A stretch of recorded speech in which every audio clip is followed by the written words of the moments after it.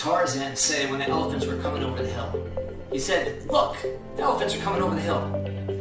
What did he say when he saw the elephants coming over the hill with sunglasses? He said nothing. Why? Because they didn't recognize they were elephants, they were in disguise. My name is Paul Basulka, Ivy Masters Learning Center and IvyMasters.com. Today we're going to look at Test 6, Section 3, number 18. And part of the problem with number 18 is you have to recognize what to do in order to know what to do.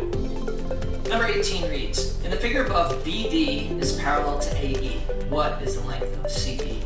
And as soon as I see a question like this, then what I think is similar triangles. Why do I think that? Because you've got one triangle, and then you've got a set of, as it says, parallel lines. BD, you may draw a little arrow there, parallel to AE. So how do I know they're similar triangles? And this is a fairly common type of a question. How do I know they're similar triangles? Well, similar triangles, they have all three angles are equal. They're different sizes though. So how do I know all three angles are equal? Well, we have line CA here, and you see it's a 90-degree angle with EA. Well, since there's a 90-degree angle with DB, how do I know it's a 90-degree angle? Because it tells me the lines are parallel. If they're parallel to the same line, then they're going to form the same angle with that line. So those two lines are parallel. These two angles are 90 degrees. And notice the small triangle has angle C in it, and the large triangle has angle C in it. So, since they both share angle C, their smallest angle is equal. They both have a 90-degree angle. They're both triangles, so they have to edge 180 degrees. So this angle here must match this angle there. So what I've just done is I've basically taken you through a geometric proof. You don't have to remember every single step of that. If you see a big triangle with a parallel line cut in it, then just know that they're similar triangles. Another thing you need to know, this is number 2, is you've got to know that similar triangles have sides that are in proportion. What does that mean for this? Well, there's something called scale factor when the sides are in proportion, and we could set up a proportion here, but we could also just look at this as scale factor. It's kind of easier to look at it as scale factor. So what you see is the vertical side on the small triangle is 6. The vertical side on the large triangle is 18. What do you got to do with 6 in order to get 18? You've got to multiply by 3. So the scale factor here is 3. And if you did this in the traditional way, which would be to set up a proportion, then what you would do is 6 over 18 equals 8 over the side CA. But we're really actually not even looking for CA. Remember, you're looking for CE.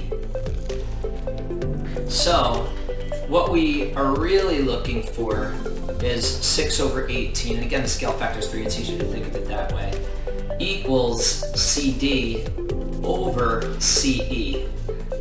Now we don't know CD, but it's pretty easy to figure it out. Number 1, you want to, well actually this is kind of number 3, which is you want to be able to recognize a 3, 4, 5 triangle. It's the most common triangle you're going to see on SAT. And any triangles that are similar to it. 6, 8, notice, if I look at a 3, 4, 5 triangle right here, that side's 3, that side's 4. If I double it, I'd get 6 and 8, just like that. So 3, 4, 5 is going to be 6, 8, 10. If you don't know that, you do Pythagorean theorem. A squared plus b squared equals c squared. And you get 6 squared plus 8 squared equals c squared. You get 36 plus 64 equals c squared. You get 100 equals c squared. And you take the square root of both sides. Once again, you see that c is 10. So, how do we know the big side? Well, if the small side is 10, we said the scale factor is 3, so you multiply that 10 by 3, you've got 30. Another thing you can do is 6 over 18 equals, if you've got that 10 on top, over CE, which we'll call x. If you were to cross multiply and set equal, you get 6x equals 180. Divide both sides by 6 and you get that 30. Lastly, another way you could do this, and this is difficult to show online, but you could basically measure it. So on test day, you're going to be given your test booklet, and you're also going to be given a separate piece of paper where you bubble stuff in. So you take that piece of paper where you're bubbling stuff in, and you measure. You could measure from here to here, and you'd find that it's exactly 18. And then this is the side you're looking for. If you measured up against there, you'd see that you'd fall short. You measure maybe to here or something like that. And then if you measure another length of 18, that would be a length of 36, and at that point you'd be out here. So this would be your 18 over here, this would be your 36 over here, and then if you measured it back from here, notice that this is marked as 6. If you measured 6 back from 36, you'd find that it fits perfectly with this 30. Why is this?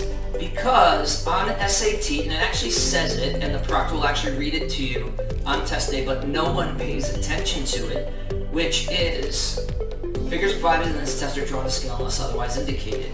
So if you look at a geometry question and you're like, hey, I don't know how to do it, then you can get it right by doing just that, literally measuring with your paper. Thank you for joining us today. If you like this video, click like.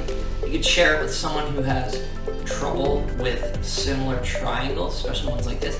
So any question you'd like to see answered for any official PSAT or SAT or ACT, leave that in the comments. I'd be happy to shoot a video on it.